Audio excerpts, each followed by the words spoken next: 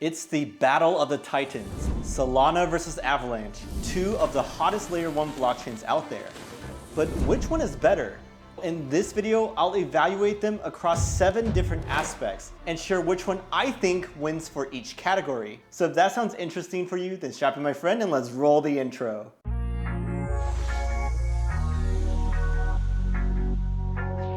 I've been obsessed with Solana lately. I mean, you might have noticed my multiple videos about them, but I gotta recognize Avalanche as well because they are making major moves as a layer 1 blockchain. Both are super legit and promising, but you might be wondering, which one should you focus on first? After all, we don't have that much time and capital to pursue everything we want to. So that's the reason why I wanted to make this comparison video. I wanted to boil down all the research I did into an approachable starting point that you can watch and be like, hey, I think I want to go down that path first. That means that this will not be a deep dive into either project, but instead we'll evaluate these two juggernauts across a variety of different angles, ranging from the level of decentralization to overall sentiment. I'll share which one I think wins in each category, and then I'll share my final verdict. But first, 2 really quick notes before we dive in. One is shout out to this guy on Twitter called Chain Left, because he compiled a lot of the stats and information that I'm gonna share in this video.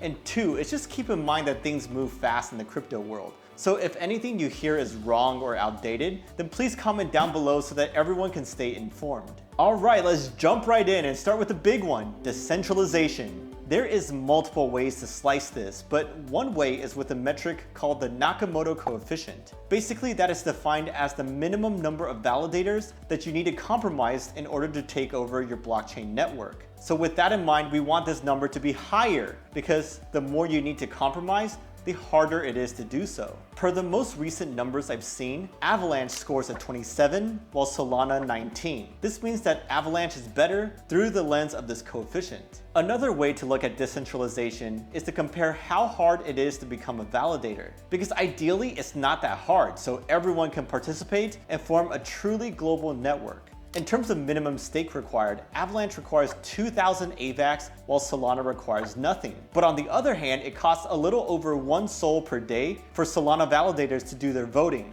whereas there's no vote cost on Avalanche. In terms of hardware requirements for their validator nodes, they ask for roughly the same number of cores and clock speed, but in terms of RAM, Solana asks for 8 times as much as Avalanche does. To be honest, it's fine to debate which network makes it easier for validators to participate. But at the end of the day, that has translated into 1,028 validators for Avalanche and 1,080 for Solana at time of shooting. With all of this considered, I give Avalanche a slight edge when it comes to decentralization, especially because they launched several months after Solana. Now let's move on to performance and see how they compare there. In terms of transactions per second, Avalanche comes in at 4,500 TPS, while Solana comes in at a blazing 50,000 plus TPS. But some people argue that that's not the right metric to look at, and that we should instead consider time to finality, because that's ultimately how long people have to wait before their transaction is finalized. Like in Bitcoin, we have to wait multiple confirmations to be confident that our transaction won't be reversed. Per this lens, Avalanche boasts a sub-second settlement speed. Solana claims that they are also sub-second, but most other sources I've seen say that theirs is around 12.5 seconds instead.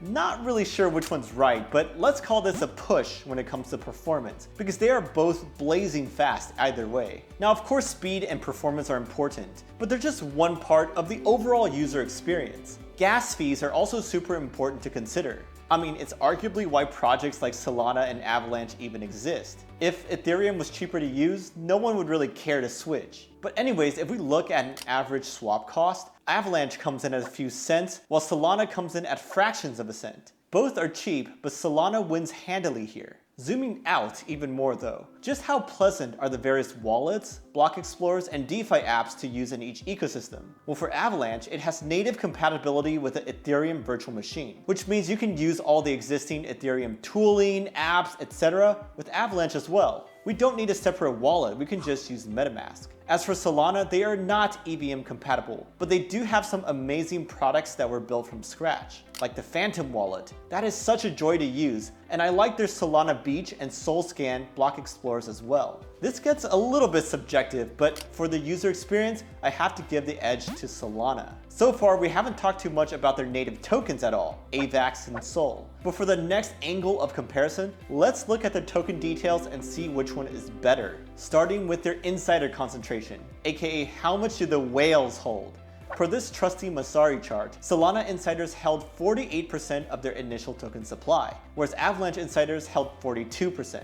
Both started off pretty heavily held by whales, which we prefer not to see. Another way to slice this is the wealth distribution of each network. For Solana, we have this pie chart from the Solana Beach site, which shows the top 50 wallets holding 35% of the entire token supply. For Avalanche, it was a little bit harder to find this, but I did find this on Twitter, which shows the top 30 wallets holding a little bit over 37% of the token supply. My takeaway is that both tokens are quite concentrated right now, but they're both young, so let's give them a little bit of a slack and hopefully they get better soon. Now, another way we can compare AVAX and SOL is to look at their monetary policy. For Solana, they are similar to Ethereum in that they do not have a hard cap on the total number of tokens possible. They instead have a yearly inflation rate that starts at 8% and that decreases all the way down to 1.5% for the long haul. Here is a graph of the total supply ranges over time, neglecting fee burn. That last part is important though, because they burn 50% of each transaction fee. So that burning is deflationary pressure, which gets larger as a network is used more.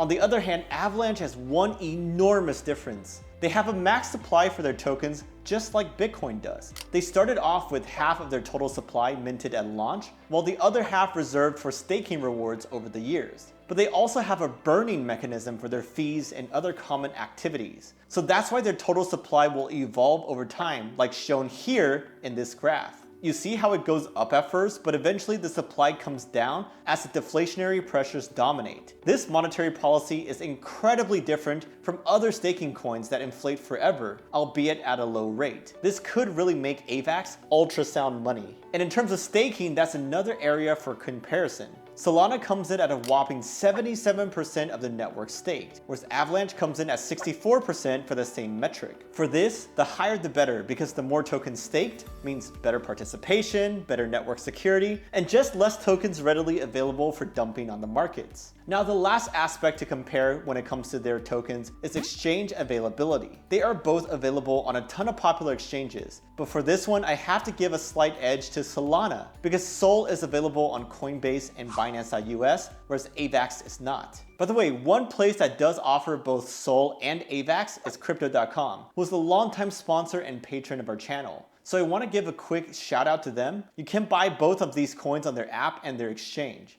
I've personally been a happy user of their products for 3 years now. Their Visa debit card, their interest accounts, and much more. If you haven't tried them out yet, please use my link down below for a $25 sign up bonus as well. It'd be super appreciated. Alright, so I haven't mentioned which one I think wins when it comes to tokenomics and other token related details. Well, no more delay, I'd give a slight edge to AVAX, mainly because of their capped supply. But that's not it though, because we still have 3 more categories to compare these projects on, like their ecosystems. Which one's better? Well, in terms of total value locked in various DeFi protocols, Solana has roughly $9 billion worth, while Avalanche has $3.5 billion. But a more fair way to compare this is to divide those numbers by the number of months their mainnet has been live. In that case, Solana has been increasing its TVL at almost double the rate of Avalanche. In terms of the number of dApps in their ecosystems, Avalanche has 321 while Solana has 338. When doing that same adjustment by the number of months live, Avalanche wins this one. Though I don't really like this metric because it's more about the quality rather than the pure quantity of dApps for me. And finally, in terms of developer attraction, Avalanche is able to pull devs who know and prefer Solidity, which is the most common programming language in the crypto space thanks to the popularity of Ethereum.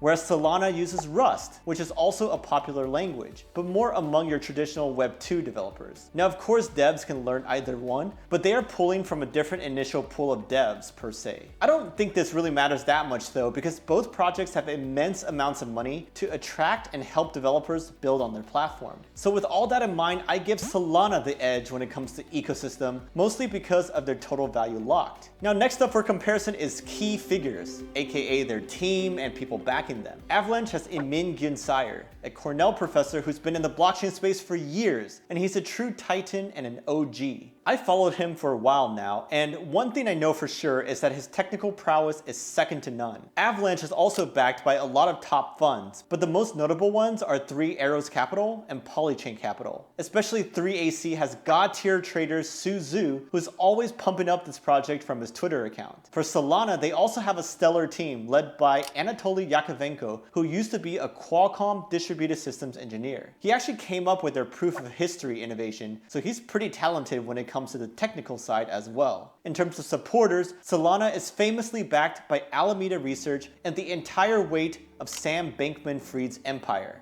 People say that SBF is a genius when it comes to execution, and I tend to agree. Having his support is a godsend for Solana. So here we have it, Emin versus Anatoly, Su Zhu versus SBF. Honestly, I have to call this one a push when it comes to key figures. All of them are absolute studs when it comes to the crypto world, and that's why it's no surprise that their projects have rocketed more than others this year. Last but not least, let's compare their overall popularity and sentiment. In terms of Google News results, searching for Solana crypto gets me 2.5 times more results than Avalanche crypto. In terms of Twitter followers, Solana's main account has 650,000 followers, whereas Avalanche has close to 300,000. In terms of their Reddit community, Solana has almost 5 times as many members as Avalanche does. And then if we check out Lunar Crush and compare both projects in terms of their social stats, Solana has about 3x as much social activity as an Avalanche. This all matches with my personal experience, by the way. I've seen a lot of influencers, both in crypto and outside of crypto, post about Solana lately. Some of them are paid, of course, but I think others are just riding the hype wave as well. Any way we slice it though, Solana wins on this aspect. All right, phew. That took a while, but it's time to tally up the score.